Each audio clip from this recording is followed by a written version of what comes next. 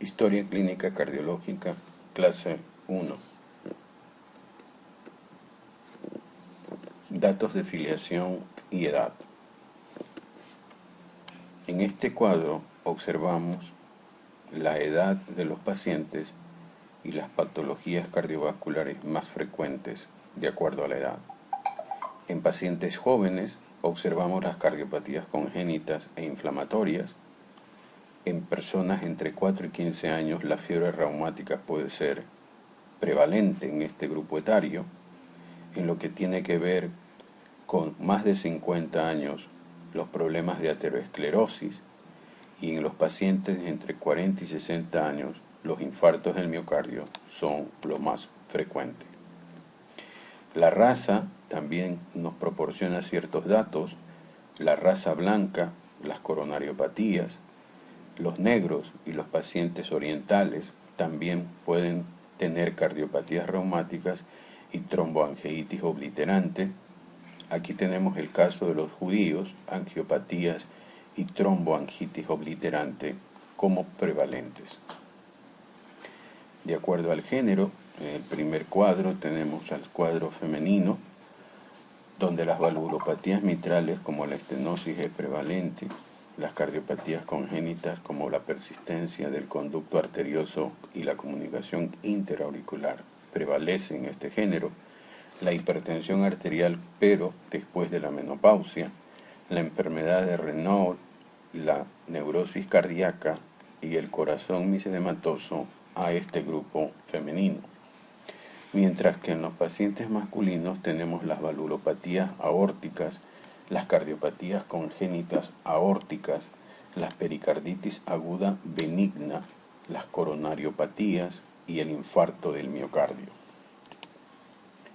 Tenemos un caso, en este caso es una radiografía de tórax de un paciente con estenosis mitral.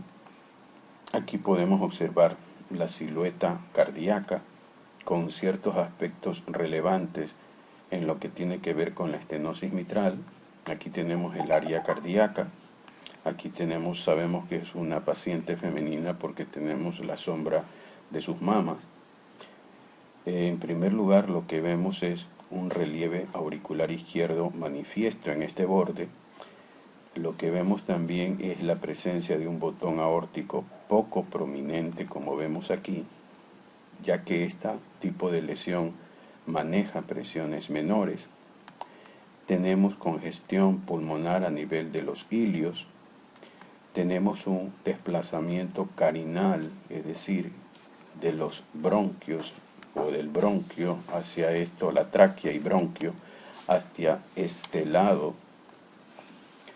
También nosotros podemos observar aquí un crecimiento del ventrículo derecho, como las muestra la imagen. Por otro lado, en esta gráfica nosotros vamos a observar un paciente gracias a la grabación que se ha hecho, y pueden suscribirse ustedes con el doctor Luis Lazo Rodríguez, que nos proporciona unos videos muy didácticos por la cardiología para el estudiante de medicina en Facebook, en la cual nosotros podemos observar en este video que corresponde a una estenosis y a una insuficiencia mitral, es decir, doble lesión mitral. En primer lugar vamos a ver un soplo sistólico, holosistólico de tipo rectangular que abarca toda la sístole y que corresponde a la insuficiencia de la válvula mitral. Posteriormente, en la parte de la diástole, vamos a encontrar unos 6 milisegundos después del segundo tono, un chasquido de apertura de la válvula mitral y un soplo increscendo suave y decrescendo con un reforzamiento presistólico, es decir, antes del primer tono, este soplo diastólico de la estenosis mitral, existe un aumento de su intensidad producto de la contracción auricular. Vamos a oír este soplo. Doble lesión mitral.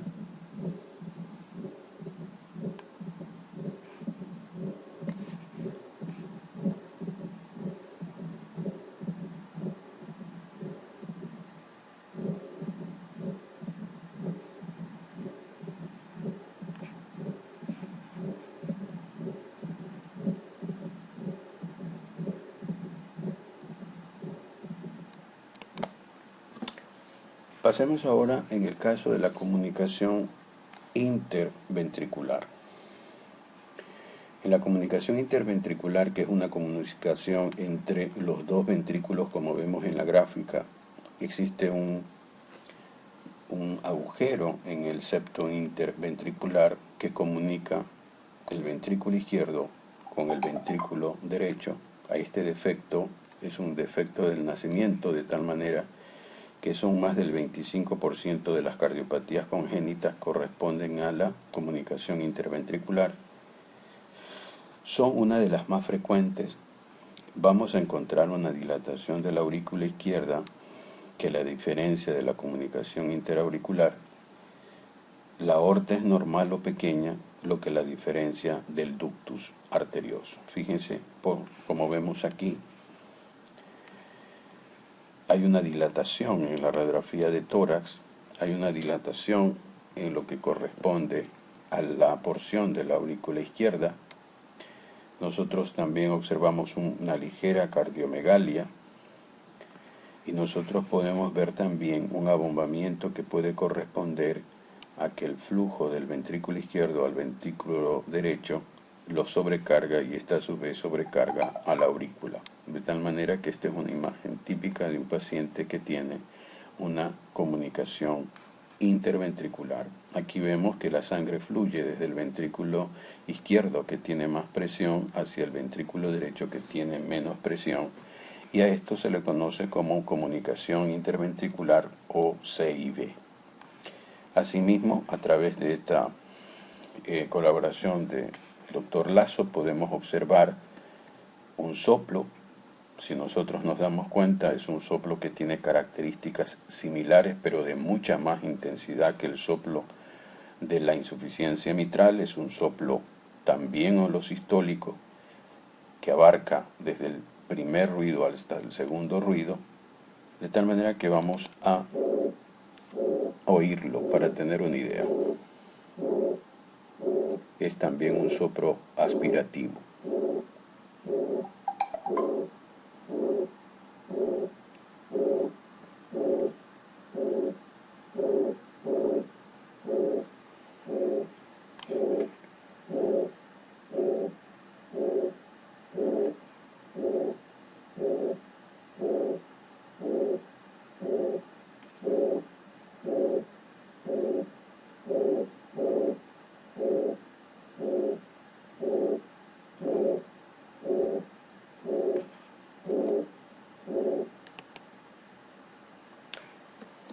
Por otro lado tenemos la comunicación interauricular. Aquí tenemos la comunicación interauricular, es una comunicación que existe. Aquí está el defecto interatrial que comunica la aurícula izquierda con la aurícula derecha. Es un flujo de izquierda a derecha. Aquí tenemos la arteria aorta, la válvula aórtica, la válvula pulmonar con su arteria pulmonar. Aquí tenemos la válvula mitral, tenemos aquí el ventrículo izquierdo, el ventrículo derecho, la aurícula derecha. Una de las actuales manejos de los pacientes con comunicación interauricular es la colocación de este dispositivo de cierre del defecto, ¿ya? Es un dispositivo que se pone por cateterismo cardíaco y es para cierre de la CIA por este medio. Fíjense, a través de un catéter diseñado tenemos este mecanismo como de un corchete en la cual nosotros podemos observar cómo, introduciéndolo por vía femoral, nosotros vamos a actuar cerrando el defecto a nivel de la aurícula y el paciente evita una cirugía de corazón abierto. Vamos a observar el soplo de una comunicación interauricular.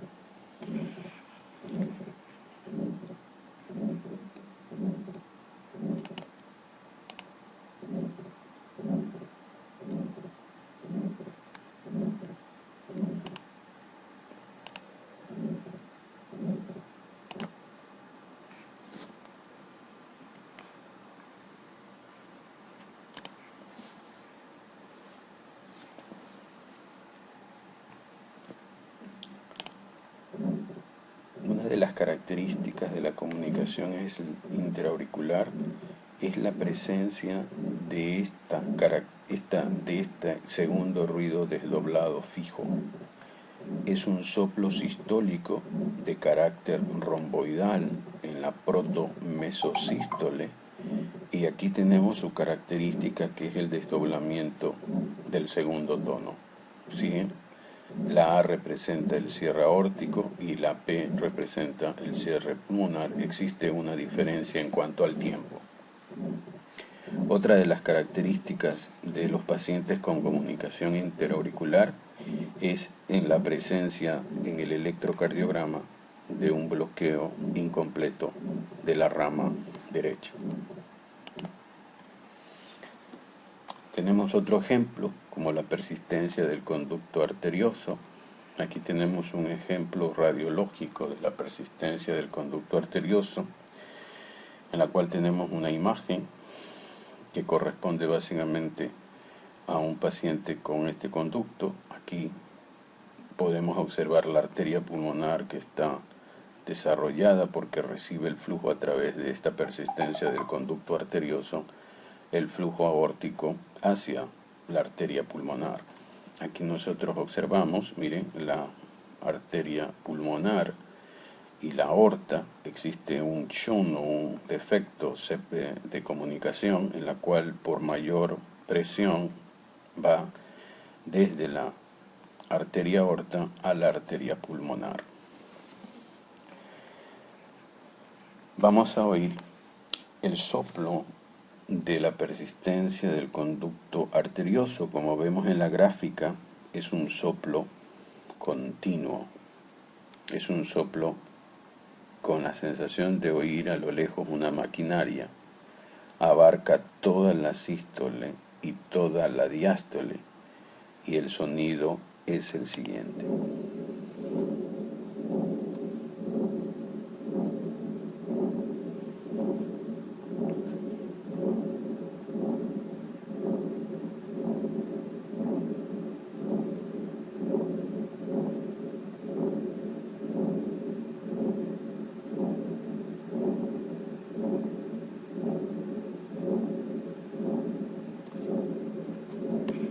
Uno oye como que fuera una máquina, por eso se llama soplo continuo en maquinaria de Gibson.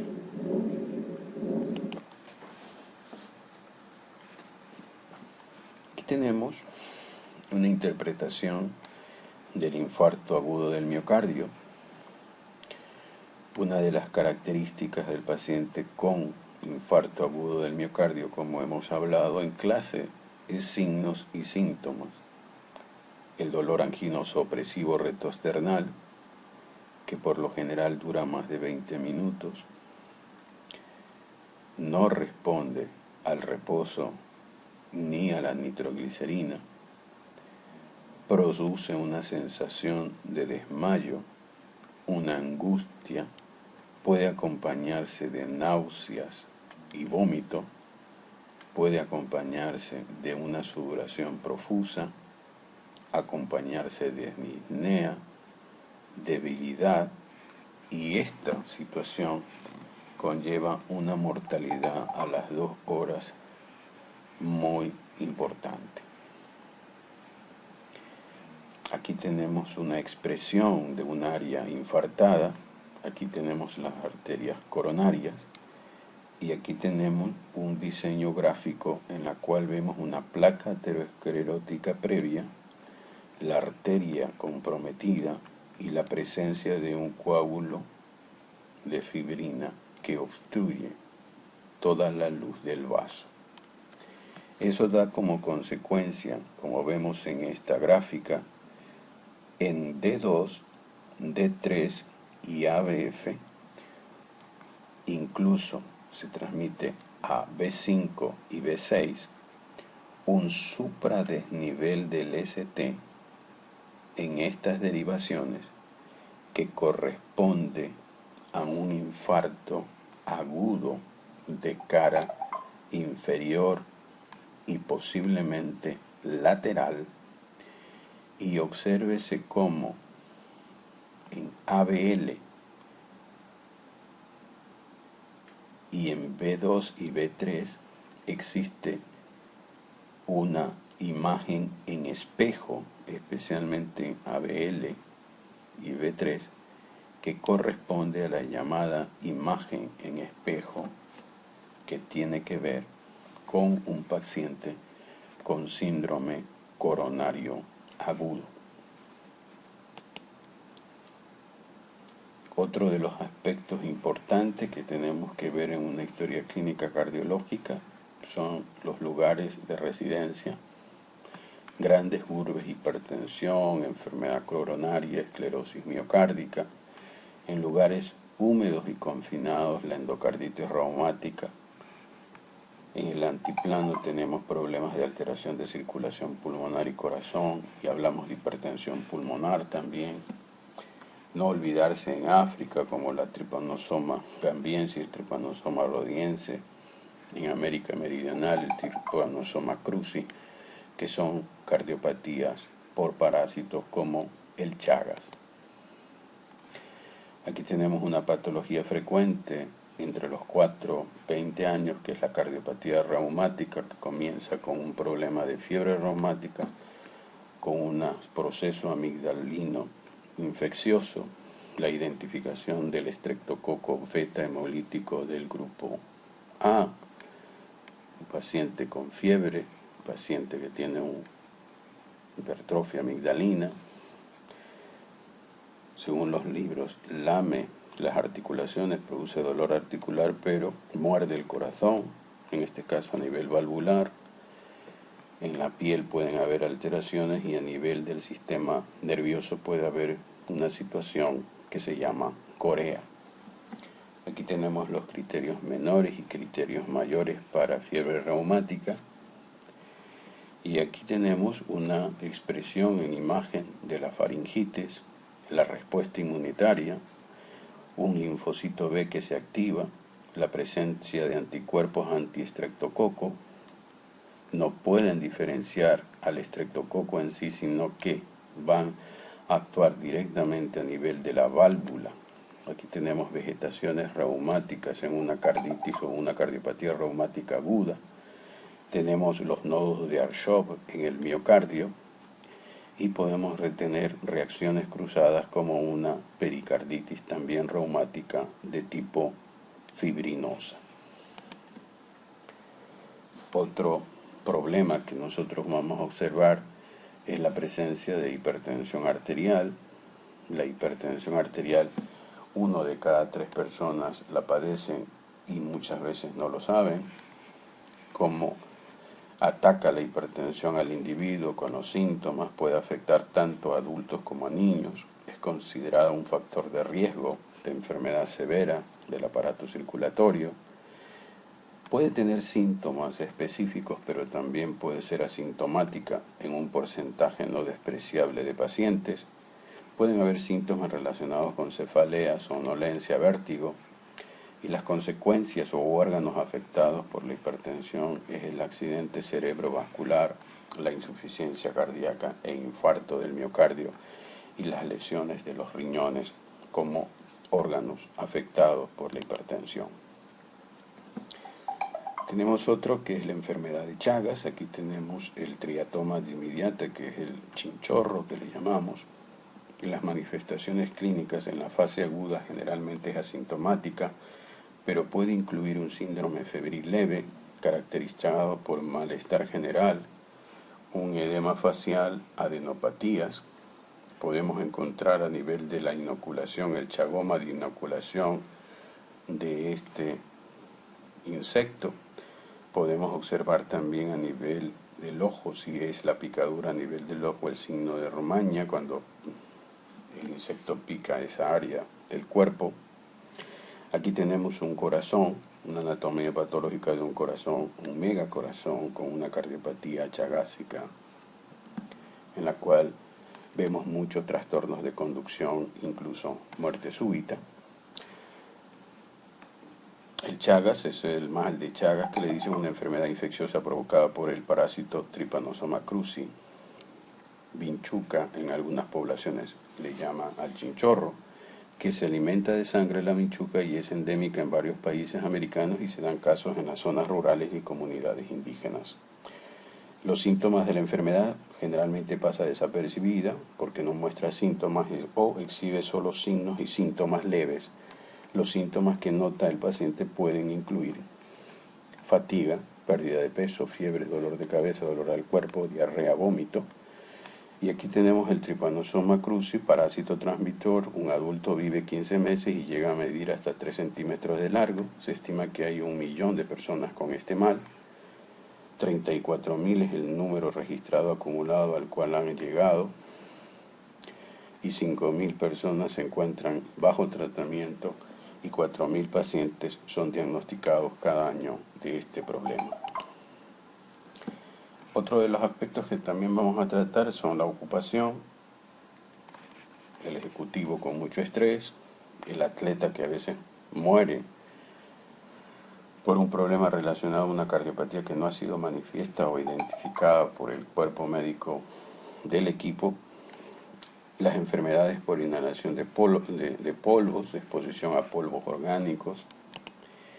Tenemos antecedentes heredofamiliares como por ejemplo una enfermedad genética como la trisomía 21 o síndrome de Down que produce defectos del tabique aurículo-ventricular, el síndrome de Turner, coartación de aorta o estenosis pulmonar, la trisomía del grupo T1, que es el triple 13 y 15, defectos del tabique interventricular y destroposición cardíaca, alteración genética cromosómica suplementaria del grupo E, que produce comunicación interventricular y distopia cardíaca.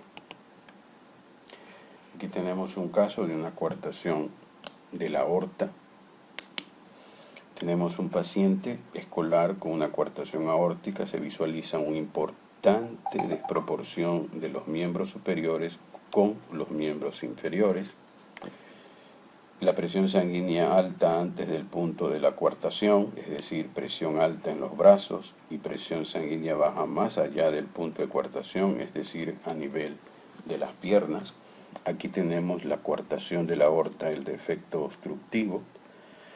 Aquí tenemos una imagen por tomografía en la cual se ve la estrechez de la aorta, en este caso a nivel de callado y descendente, una estrechez de la aorta.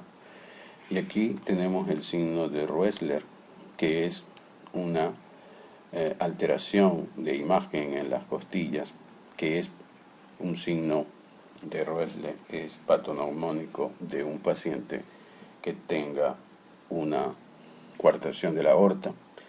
Aquí tenemos una radiografía de tórax que muestra a nivel del botón aórtico una imagen número 3 o E invertida, con un borde inferior en las costillas se visualizan depulidas con imágenes de saco abocados, que es el signo de Roessler, la imagen de saco abocados. Y aquí tenemos una imagen que nos ilustra la posibilidad de colocación en este defecto por vía cateterismo de un stent cerrado en la coartación de la aorta. Aquí lo tenemos el stent abierto y el stent colocado, en la cual en la estenosis ya no existe, de tal manera que estos pacientes pueden mejorar o tratarse sin llegar a una cirugía abierta, sino con la colocación de un stent. Tenemos otras alteraciones como las asociaciones con el síndrome de Turner. Aquí tenemos, entre estos encontramos Down, Marfan, Turner, Patout, trisomía 13, el síndrome de Noonan, el síndrome de DiGiorgi y otros trastornos que pueden producir cardiopatías congénitas como la rubiola, los pacientes hijos de madres diabéticas. Aquí tenemos una imagen del síndrome de Turner, que es una escasa estatura baja, implantación baja del cabello, piel del cuello arrugada, estrechamiento de la aorta, pecho ancho y pezones muy separados, cubitus valgus, ovarios subdesarrollados, infertilidad, amenorrea, manchas en la piel, linfedema periférico presente al nacimiento. Tenemos una asociación también desde el punto de vista, es el síndrome de Marfan. Aquí tenemos una aorta Marfan, una dilatación aórtica y una aorta normal. Tenemos pecho en quilla o pecho excavatum. Es muy característico observar que la longitud de sus miembros superiores es mayor que la estatura del paciente. Tenemos lo que se llama la hipermotilidad articular y los llamados dedos largos, como en este caso, de los pacientes con síndrome de Marfan, los llamados dientes apiñados y alteraciones a nivel del cristalino. Aquí tenemos otra gráfica que podemos ilustrarnos cómo la aorta, por un proceso de necrosis de sus paredes, produce una dilatación y en estos pacientes su ruptura causa mucha mortalidad. Por último tenemos los hábitos personales, mejor dicho, los hábitos de los pacientes en lo que tiene que ver con tabaquismo, alcoholismo, sedentarismo y alimentación, que como ustedes conocen también son elementos necesarios en una historia clínica cardiológica para establecer el riesgo y para establecer su pronóstico. Aquí tenemos la bibliografía. Básicamente hemos utilizado información de este canal, que es del doctor Luis Lazo, en lo que tiene que ver con los videos de los sonidos y soplos.